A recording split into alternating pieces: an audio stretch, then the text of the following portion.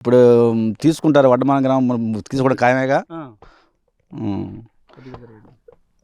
ఇప్పుడు కొంతమంది జనం ఏమంటున్నారంటే, ఇప్పుడు ఒక రాజధానిలో భూములు ఇచ్చారు కదా, పునర్వేత అది ఇంకా అది ఒక కొలిక్కి రాలేదు, ఇది కూడా తీసుకొని మరి ఇది ఎట్లా ఉంటుంది ఏందని జనం ఆలోచనలో ఉన్నారు. కొంచెం అది కూడా చూడాలి, అది ఆలోచనలో ఉన్నారు. ఇప్పుడు ఇది రాని కూలీలు ఇచ్చారనుకోండి, ఈ కార్తీకొత్తి మరి పొలాలు లేని వాళ్ళ పరిస్థితి ఏంటి? పొలాలు లేని పరిస్థితి ఏంటి? అలా ఏం చేయాలా? ఇప్పుడు కౌలు పెంచమని అడుగుతున్నారు. ఏది వాళ్ళకి 50,000 ఇచ్చారు కదా, వీళ్ళకి పెంచమని అడుగుతున్నారు. ఏది ఇక్కడ రైతులు ఇప్పుడు మరి ఆ భూమి లేని వాళ్ళకి 5,000 ఇస్తున్నారు. మేము కూడా మాకు భూములు లేవు, మేము ఇంకా 5,000 పెంచమని, 5,000 కదా, 5,000 కదా 10,000 పెంచమని అడుగుతున్నాం. మేము 10,000 చేయాలంటున్నాం. మరి 5,000 ఇస్తే మరి కడిసపత్తి ఖర్చులకి, మరి రేపు నుంచి ఆడకపోవాలి పనులకి. ఈ మధ్యలో ఈ వరకు అమరావతి దాని కాడి అంతా పనులకి వెళ్ళేవాళ్ళం. ఇప్పుడు ఆ బారున అక్కడ దాకా లేదు పొలం. మరి ఏం చేయాలి? మేము ఏం చేయాలి? అట్ట బతకాల కూలోళ్ళు, వ్యవసాయం పొలాల్లోనే అట్ట బతకాల. అంటే మీకు కూడా గవర్నమెంట్ ఉపాధి చూపిస్తామని చెప్తుంది కదా గవర్నమెంట్. ఏది ఉపాధి చూపిస్తే మంచిదే, ఉపాధి చూపించాలి కదా.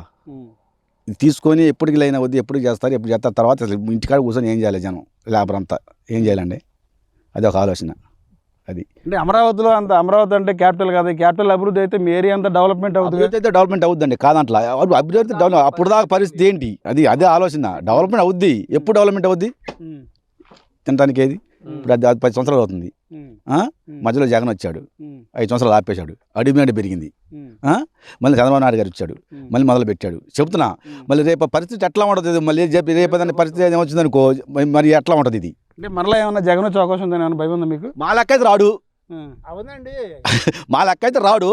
వచ్చాడు నాశనమే. మళ్ళీ ఇది మళ్ళీ ఆ తాగమే, ఇది ఆ తాగమే. మళ్ళీ అది తీసాడనుకో, అది అట్నే ఉండదు. మళ్ళీ ఇది తీసుకున్నాడు అనుకో, ఇది వచ్చాడనుకో, ఇది మొత్తం ఆగమే. మళ్ళీ అడిగి పెరుగుద్ది, పెంచుతాడు.